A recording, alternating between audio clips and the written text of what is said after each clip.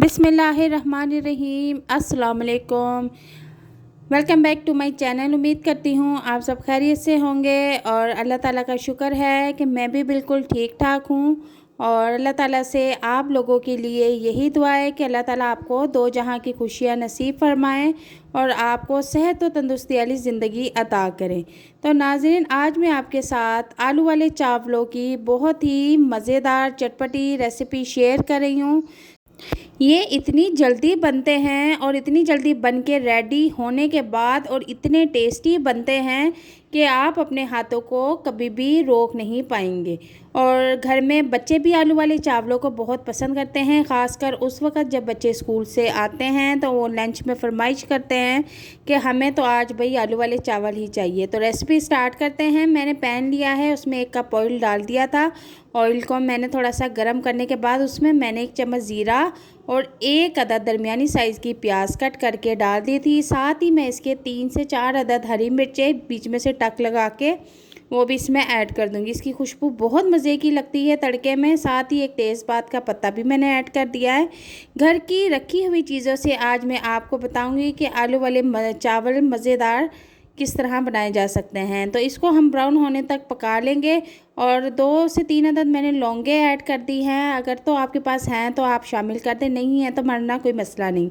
तो अब प्याज ब्राउन हो चुके हैं, इसमें मैंने 1 चम्मच लहसुन अदरक पेस्ट का ऐड कर दिया है।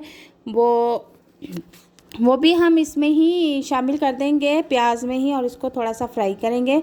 और साथ मैंने 1 पाव के करीब आलू लिए थे, उन्हें गोल शेप में काट के रख लिए हैं। तो चावल का हिसाब मैं आपको बता देती हूँ कि मैंने आधा किलो चावल लिए हैं और उसमें मैंने 1 से 1.5 पाव आलू ऐड किए हैं, क्योंकि मेरे बच्चे जो हैं आलू बड़े शौक़ से खाते हैं। तो और ऊपर से फिर आलू वाले चावल हों, चावलों में तो आलू का मज़ा ही बहुत ज़बरदस्त हो जाता है, तो मैंने इस वजह से आलू ज़्यादा ऐड किए हैं। साथ मैंने 1 छोटा सा टमाटर लिया था और उसे भी बारीक कट करके वो भी इसमें शामिल कर दिया है। अब मैं इसी दौरान इसमें नमक भी ऐड कर दूँगी। नमक हमने हस्बे ज़रूरत लेना है और आप अपने टेस्ट के मुताबिक नमक यूज़ कर सकती हैं। और इसमें मैं फिर 1 चम्मच, आप चाहें तो ये ऑप्शन स्किप भी कर सकते हैं, 1 चम्मच मैं इसमें कुटी हुई मिर्च भी ऐड कर दूंगी और इसको अच्छी तरह से फ्राई करूंगी। यकीन करें ये इतनी जल्दी अभी पक जाएंगे और इतने मज़ेदार और टेस्टी पकेंगे कि बस मैं अल्फाजों में नहीं बता सकती। और इसमें चावलों के हिसाब से हम इसमें पानी ऐड कर देंगे। तो 2 गिलास चावल मेरे आधा किलो बनते हैं, तो मैंने 2 गिलास पानी ऐड कर दिया है।